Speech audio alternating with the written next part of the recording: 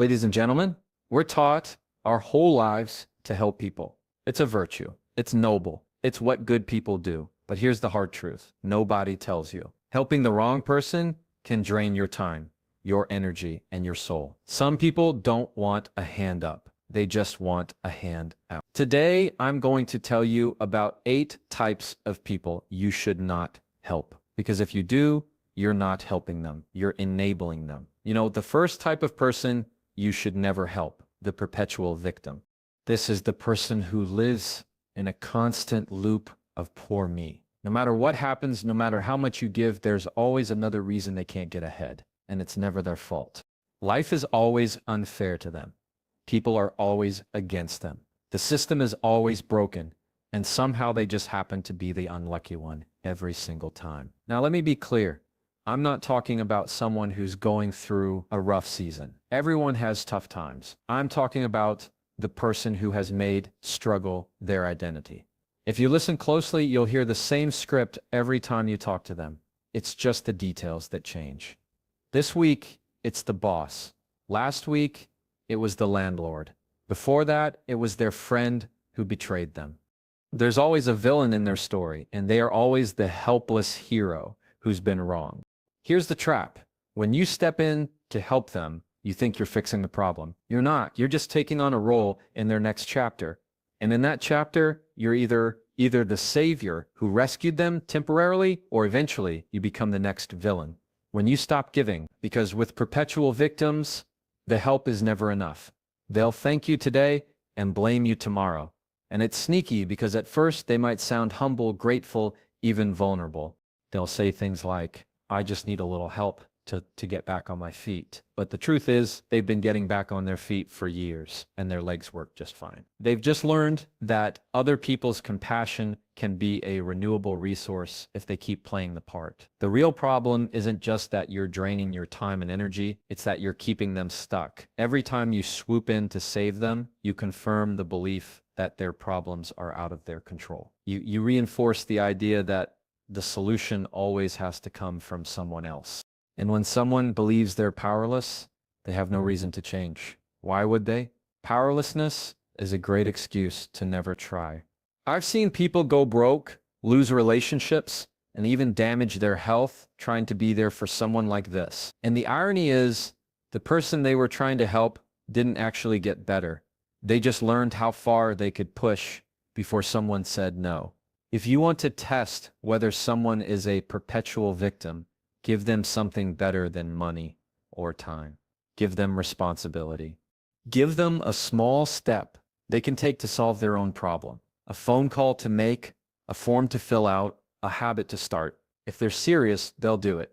If they're a victim, they'll find a reason why that step is impossible. And if every solution you offer is met with, yeah, but then you've got your answer. Now here's the hard part. You're going to feel guilty walking away. Everything in you is going to scream, but what if this time is different? That's the hook. That's how they keep you coming back. But the truth is, the most loving thing you can do for a perpetual victim is stop feeding the sickle. Because until they feel the weight of their own choices, they will never choose differently. There's a difference between helping and enabling. Helping empowers someone to stand on their own. Enabling lets them lean on you so they never have to.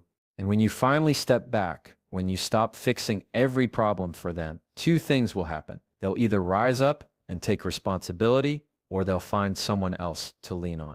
Either way, you've stopped the drain on your own life.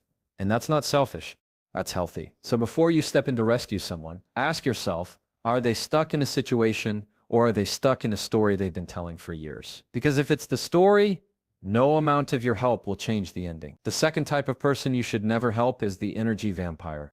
And I don't mean the kind that shows up in a Halloween costume with fake fangs. I mean the kind that shows up in your life and drains you until there's nothing left. You know them. The moment you see their name pop up on your phone, your shoulders tense. You're already tired and you haven't even answered yet. An energy vampire can look like a friend, a family member, a coworker. They're not always loud or dramatic. Sometimes they're quietly exhausting. The common thread is this. Every interaction costs you more than it gives back. You could have just had the best day. And 5 minutes with them will pull you down into their storm. Here's how they work. They don't come to conversations to connect. They come to feed. Every problem they have is a fresh topic for you to carry. Every story they tell pulls you into their drama. Every time you offer encouragement, they twist it into another reason why things will never work out for them. And you leave the conversation feeling like you just ran a marathon uphill in the rain while carrying their baggage. The tricky part is, at first, it feels like you're just being a good listener. You tell yourself, they're going through a lot, I should be there for them. And that's fine once in a while. But energy vampires aren't once in a while. They're a lifestyle. They live in a constant state of needing to offload their negativity somewhere. And they've picked you as the drop-off point. You might try to help them solve their problems, but that's not what they want. Solutions actually end the conversation. They're not after closure. They're after a fix of your attention, your emotional energy, and sometimes your sympathy. And when you run out, they'll find a way to make you feel guilty for not giving more. It's not that you don't care about them. You do. That's why you've been pouring into them for so long. But here's the truth. If you're constantly drained after interacting with someone, it's not sustainable. You can't give your best to your work, your family, your own goals. If someone is siphoning off your energy before you even get there, think of your energy like a battery. Every person you interact with either charges you, drains you, or leaves you about the same. If someone is consistently draining you and never charging you back, eventually you're going to hit empty. And when that happens, you're no good to anyone, not even yourself. So what do? You set limits. And yes, they're going to notice. They might even push back. Energy vampires aren't used to boundaries. They're used to an open buffet. When you start saying, I can't talk right now, or I have to go, you're breaking the pattern. They might guilt trip you. They might accuse you of not caring. But here's the thing. Real friends, real loved ones care about your well-being too. If someone can only value you for the energy you give them, they're not valuing you at all. Sometimes the best way to protect your energy is to limit access. That doesn't mean you cut them off entirely, though in some cases you might have to. It means you stop giving them more than you can afford to lose. You keep conversations short. You avoid topics that pull you into their emotional quicksand. You don't answer every call. You create space for yourself to breathe, to recover, to live. Protecting your energy isn't selfish, it's survival. You have a limited supply every day, and you have to decide who gets it. If you spend it all on people who never fill you back up, you'll find yourself running on fumes in the areas of life that actually matter. So the next time you walk away from someone feeling completely drained, pay attention. That feeling is your warning light. And if you ignore it long enough, you won't just lose your energy, you'll lose yourself. The third type of person you should never help is the advice ignorer. You know, the one they come to you with the same problem over and over again. And every time you give them your best advice, they nod. They smile. They say, that's a great idea. And then they do absolutely nothing with it. Or worse, they do the exact opposite. These people don't actually want solutions. They want a sounding board. They want someone to listen to their frustrations so they can feel like they're doing something about it without ever having to change. And it's easy to fall into the trap because at first it feels like you're making a difference. You think, if I just explain it the right way, this time they'll get it. But here's the truth. If they want it to act, they already would. The advice ignoring problems, they'll bring you an issue. You'll walk them through a plan, and 2 weeks later, they're back with the exact same issue. Just wrapped in slightly different words. It's like watching reruns of a show where nothing ever changes. The characters are the same, the plot is the same, and the ending is always predictable. And here's where it gets frustrating. They will often agree with you in the moment. They'll make you feel heard. They'll promise to take the steps you suggested. They might even ask you to check in with them. But when you follow up, nothing's been done. There's always a reason. I got busy. I wasn't the right time. Something came up. Those aren't reasons. They're excuses. When you keep giving advice to someone who never acts on it, you're not helping them. You're feeding their comfort zone. You're giving them the illusion of progress without requiring any actual effort. And that's dangerous because it lets them believe they can keep living in the same patterns and somehow get different results. It's not just a waste of your time. It's a drain on your patience, your energy, and your hope. Every time they ignore your advice, a little part of you gets more frustrated, more cynical, until eventually you start questioning why you even bother. And that's the real cost. Helping them ends up hurting you. The best way to spot an advice ignorer is to watch for patterns.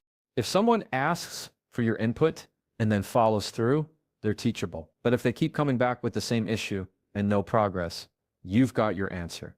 And when that happens, you have to decide, are you in the business of solving problems? Or are you just a free consulting service for someone who never intends to change? You can still care about them. You can still be kind, but you have to draw the line. And the line is this: I've given you my advice. Until you take action on it, I'm not going to keep repeating myself. It sounds harsh, but it's actually one of the most respectful things you can do, because you're making it clear the responsibility is theirs now, not yours. When you stop giving advice to someone who won't use it, one of two things will happen. They'll either step up and finally take action, or they'll find someone else to listen to the same story. Either way, you've freed yourself from the cycle. Helping someone should feel like planting a seed. There's effort, there's time, but eventually you see growth. If you've been planting seeds in the same soil for years and nothing has grown, it's not your planting that's the problem. It's the soil. The fourth type of person you should never help is the one-way street.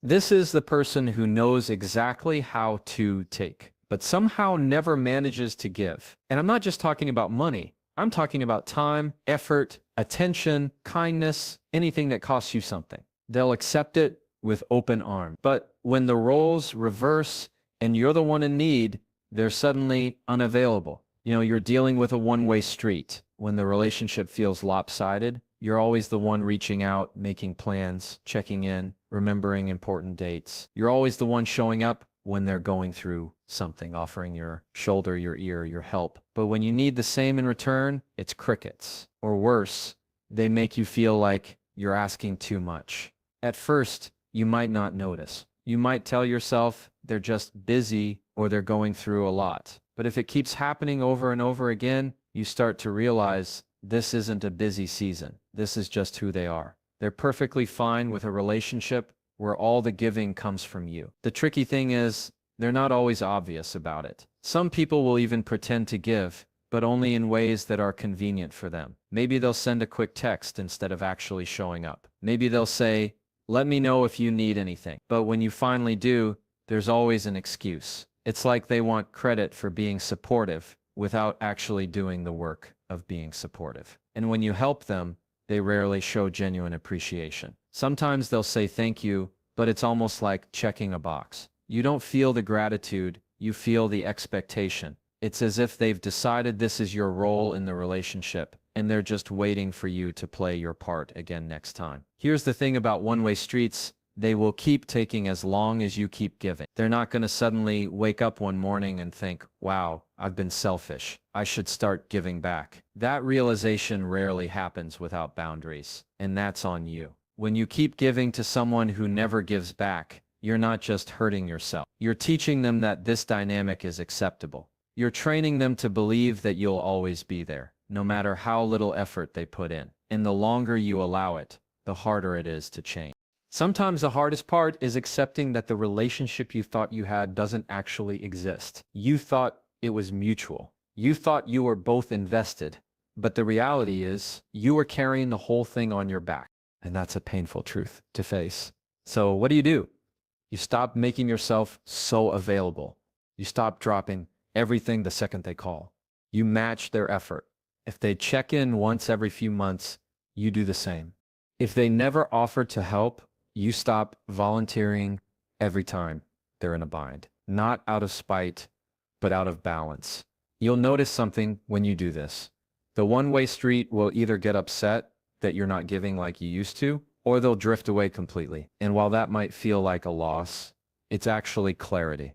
Because a relationship that only exists when you're doing all the work isn't a relationship. It's a transaction. The truth is, real connection is two-way traffic. It's not about keeping score, but it is about both people showing up for each other. If that's not happening, then you're being used.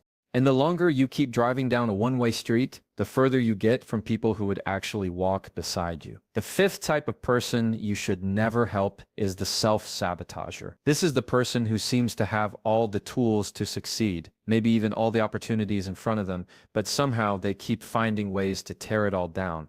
You give them a chance, they blow it. You give them another chance, they blow that too. And every time it happens, they act like they have no idea why their life isn't working out. Self-saboteurs aren't usually short on talent or potential. In fact, a lot of them are incredibly capable. That's part of what makes it so frustrating. You can see how far they could go if they just get out of their own way, but they can't or won't.